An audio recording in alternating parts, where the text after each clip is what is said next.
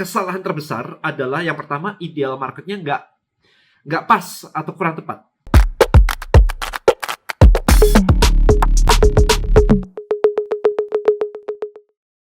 Content Creator Black Book. Buat konten, hasilkan income. Temukan rahasianya di contentcreatorblackbook.com. Alright guys, kemarin saya barusan datang dari Idea Cloud kan di Surabaya kan, ngobrol-ngobrol dengan para peserta, dan ada yang cukup menarik, ada case study yang cukup menarik sebenarnya ketika menemukan target market yang tepat, ideal klien. Jadi ada satu peserta yang bercerita bahwa bisnisnya adalah cake, kue tart. Nah, saya nanya, dia nanya duluan sih, gimana sih caranya untuk scale this business melalui online. Oke. Saya nanya target marketnya siapa. Dibilang target marketnya adalah ibu-ibu muda yang punya anak kecil. Yang nggak muda-muda banget lah, usia 25 sampai 40 tahun. Dia bilang gitu kan, 25 sampai 40 tahun. Oke. Setelah saya gali, ternyata yang disebutkan itu ibu-ibu muda usia 25 sampai 40 tahun itu kurang tepat. Kurang tepatnya di mana? Saya nanya, oke, barangmu apa? Barang saya adalah kue tart. Oke, siapa target marketnya? Ibu-ibu usia 25 dan sampai 40 tahun. Oke, istri saya umur 30 tahun sekarang. Tawarin istri saya. Nggak mungkin beli dia kue tart. Terus dia jawab apa? Iya, karena anaknya kan nggak ulang tahun. Kalau anaknya ulang tahun kan pasti cari kue tart. Oke, so itu kesalahan terbesarnya. Kesalahan terbesarnya adalah menyebutkan bahwa target marketnya adalah ibu-ibu usia 25 sampai 40 tahun. Sementara target market yang tepat adalah selain ibu-ibu yang usianya 25 sampai 40 tahun ditambah yang anaknya bulan depan mau ulang tahun atau mungkin minggu depan mau ulang tahun. Saya nggak tahu apakah orang cari kue ulang tahun itu seminggu sebelumnya atau sebulan sebelumnya. Kayaknya kok nggak mungkin ya kalau 2 bulan sebelumnya ya. Ini bukan wedding cake gitu yang carinya mungkin 6 bulan sebelumnya. Ini cuma kue ulang tahun anak. Maka Anda mesti paham di sini bahwa target market Anda bukan cuma ibu-ibu dengan umurnya, tetapi live event apa yang akan menyebabkan mereka membeli kue tart tadi. Kalau si ibu-ibunya tidak sedang mau menyelenggarakan pesta ulang tahun, atau mungkin nggak sama sekali nggak ada ulang tahun, anaknya nggak ada pesta kayak begitu, ya maybe nggak akan beli kan. Mau ditawarin juga nggak akan beli, meskipun target marketnya cocok. Nah ini teman-teman yang sebenarnya perlu sekali untuk Anda ketahui dengan detail. Jadi selalu kesalahan terbesar adalah yang pertama, ideal marketnya nggak pas atau kurang tepat. Sama ketika saya kemarin itu presentasi tentang Tribelio Page ke market insurance. Saya pikir market insurance, market insurance yang agent insurance yang mau ke online. Sudah ditambahin mau ke online ya. Jadi bukan yang offline. Kalau offline ngapain pakai Tribelio Page, nggak ada gunanya. Tapi kalau online maybe mau. Nah, ternyata setelah saya lakukan panjang lebar webinar kesana kemari di hadapan ribuan agent teman-teman, satu event ya, ribuan agent, konversinya kurang bagus.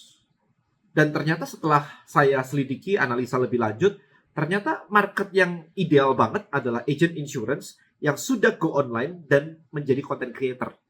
Karena kalau mereka sudah jadi content creator, pastinya mereka sudah memiliki akun Instagram, akun TikTok atau YouTube, sehingga untuk mengajarkan mereka penggunaan list building dengan Tribelio Page itu jadi sangat mudah.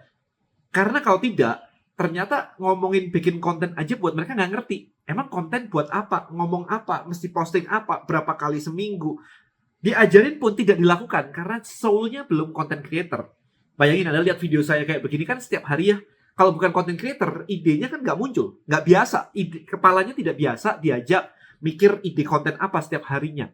Nah ini jadi target market saya bukanlah agent insurance, bukan agent insurance yang mau online, tetapi agent insurance yang sudah online dan menjadi content creator.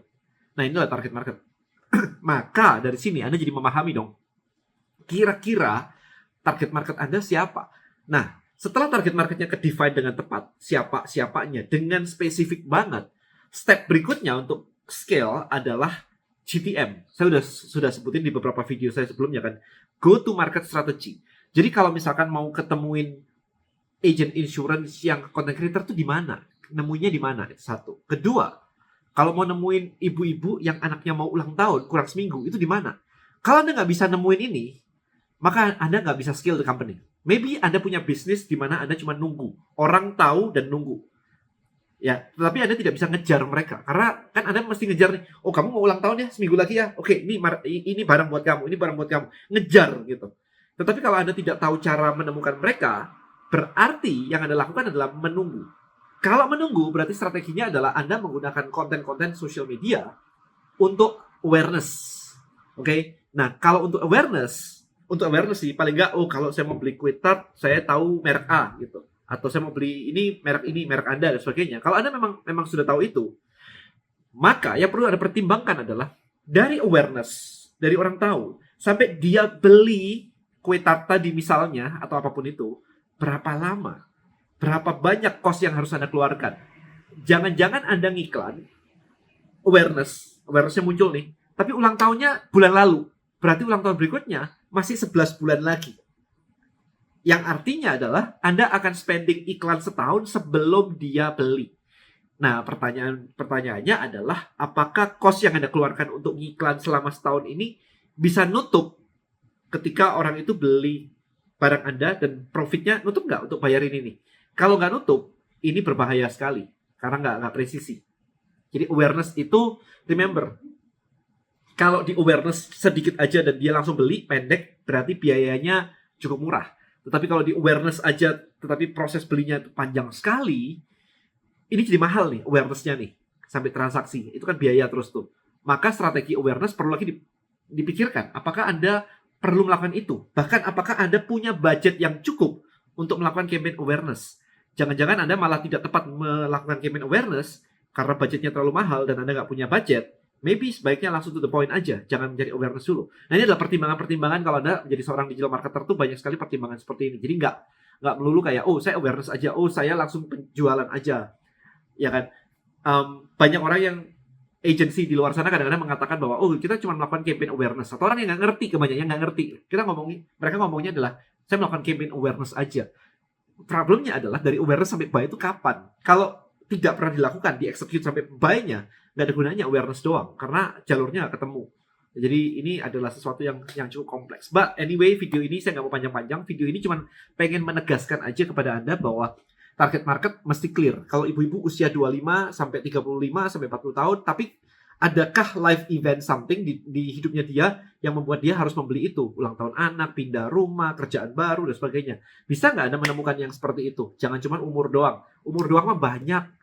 Kalau umur doang, 25 sampai 40, Indonesia tuh udah ada kayak jutaan orang. Dan kenyataannya kalau jutaan orang ini, kok bisnis Anda belum laku-laku? Ya kan? Karena memang kurang presisi. Itu angkanya nggak masuk akal gitu aja, nggak benar gitu. Alright, so thank you so much for watching this video guys. See you next video. Bye-bye.